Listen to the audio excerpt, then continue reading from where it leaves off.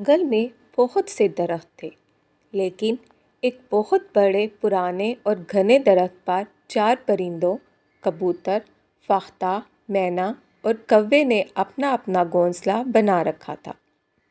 یہ سب ایک دوسرے کا خیال رکھتے اور مل جل کر رہتے تھے، لیکن کوے کو ہر وقت کوئی نہ کوئی شرارت سوجھی رہتی۔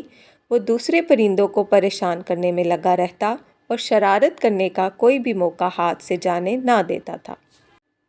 کبوتر بہت معصوم اور سیدھا سادہ پرندہ تھا۔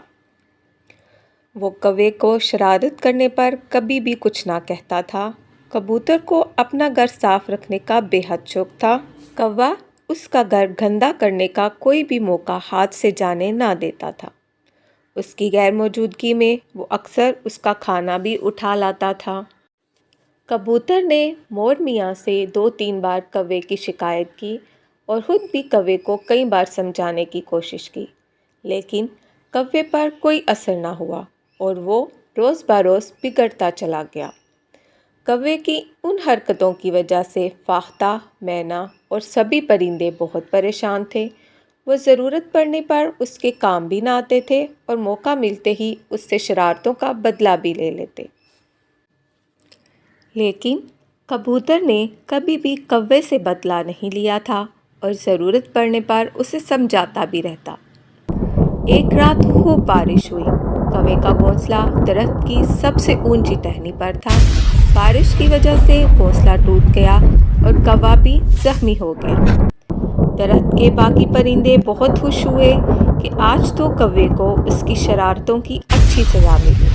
اب وہ کبھی کسی کو تنگ نہیں کرے گا اور دوسرے پرندے اس کی شرارتوں سے بچ جائیں گے، اس کی مدد کو بھی نہ۔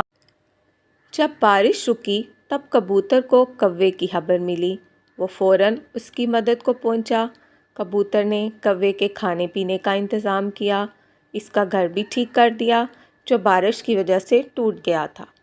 کوا کبوتر کا اچھا اخلاق دیکھ کر بہت شرمندہ ہوا۔ اس نے کبوتر سے اپنی غلطی کی معافی مانگی اور وہ دونوں اچھے دوست بن گئے۔ وہ دونوں مل کر دوسروں کی مدد کرتے، مشکل وقت میں ایک دوسرے کا ساتھ دیتے اور دوسرے پرندے بھی ہنسی خوشی رہنے لگے۔ کبوتر کی اچھائی نے کوے کو بھی بدل دیا۔